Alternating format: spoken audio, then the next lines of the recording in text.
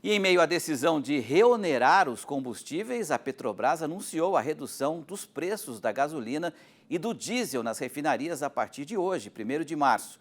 O preço médio de venda da gasolina A da Petrobras para as distribuidoras passará de R$ 3,31 para R$ 3,18 por litro, uma redução de 13 centavos ou 3,9% a menos.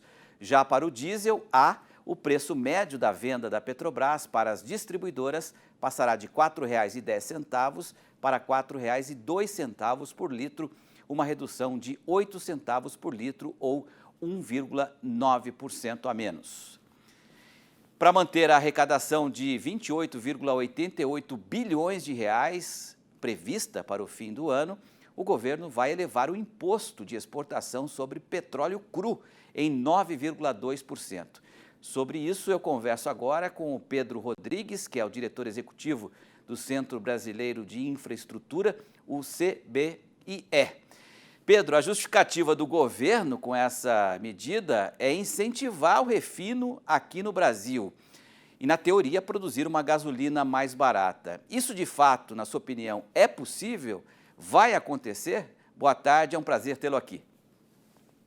Boa tarde, Petri. Boa tarde a todos os nossos ouvintes aqui. Olha, eu acho que essa medida por si só, ela não é suficiente para incentivar o mercado, a produção e o crescimento do refino nacional. Seriam necessárias outras medidas, como, por exemplo, a continuação da venda de ativos da Petrobras no refino do Brasil, incentivo e políticas do governo de não intervenção nos preços e manutenção da PPI. Dentre elas, poderia ter lá também o imposto de exportação. Agora, por 4 meses, ninguém vai fazer, nenhum investidor vai fazer um investimento de bilhões de dólares somente por essa medida de 4 meses. Então, eu acho que esse motivo de incentivar o refino criando o imposto de exportação, ele não é verdadeiro. E, na minha opinião, para o mercado de petróleo como um todo, você criar esse custo da exportação do óleo é muito ruim para o mercado brasileiro de petróleo, de exportação e produção de petróleo. Obviamente deixa o nosso petróleo menos competitivo, em termos do cenário internacional. Isso deve ser sentido já nos próximos dias, Pedro? Olha, exatamente, como você colocou, o petróleo ele é um produto, ele é uma commodity global. Então, o petróleo é negociado no mundo inteiro, com parâmetros, o Brent, o WTI, e o petróleo brasileiro está inserido nesse mercado global de óleo cru. Então, quando a gente tem uma taxação, qualquer imposto, isso vira um custo. Então, se esse custo for repassado para os compradores, significa que o petróleo brasileiro perde competitividade. Agora, se esse custo for internado pelas empresas, que na minha opinião é o que vai ocorrer na maioria das vezes, as empresas vão ganhar menos dinheiro, quer dizer, vão ter um custo maior de 9,2% do óleo que elas forem exportar. Então, esse vai ser o determinante, se o petróleo vai ser menos competitivo ou se a empresa vai internalizar e ter um lucro menor. Agora, de qualquer forma, isso, na minha opinião, fere também uma questão de segurança jurídica. A gente nunca tinha tido aqui no Brasil esse tipo de taxação de imposto de exportação de óleo cru. E poucos países do mundo têm esse tipo de taxação.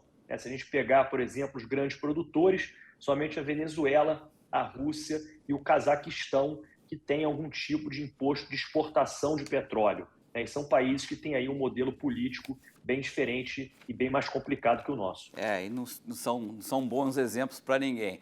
Agora, ontem tivemos uma queda das ações da Petrobras de quase 3%, depois de rumores de mudança, inclusive nas regras dos dividendos da estatal.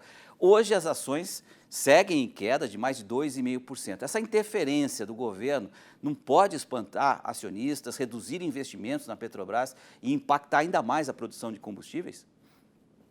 Olha, Petri, sem dúvida, o mercado ele fica com receio, primeiro, de uma intervenção do governo na companhia.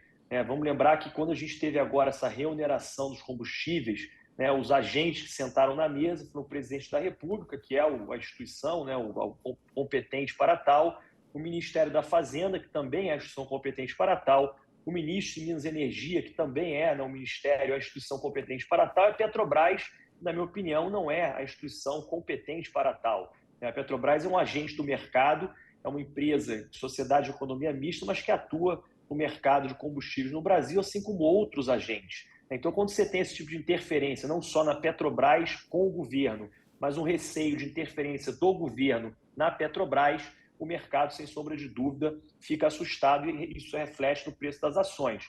Outro motivo é que a crítica, né, à política de dividendos, né, dizendo que a companhia distribui dividendos demais e a companhia vai usar esses dividendos para fazer investimentos. Né? Que tipo de investimentos são esses? São investimentos com retornos políticos ou investimentos com retornos econômicos? Isso também ainda não está claro para o mercado, o que gera algum tipo de receio. Esse receio é risco e está refletido no preço das ações.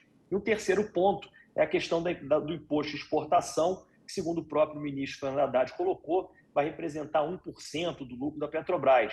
Mas 1% é bastante dinheiro e isso também é refletido, né, no risco que os acionistas precificam e é o reflexo, é a queda no preço das ações que a gente está vendo ontem e hoje. Perfeito. Conversei com Pedro Rodrigues, diretor executivo do Centro Brasileiro de Infraestrutura, o CBIE. Pedro, mais uma vez, obrigado aí pela sua análise. Até uma próxima. Uma boa tarde. Beto, boa tarde. É sempre um prazer estar aqui com vocês. Valeu.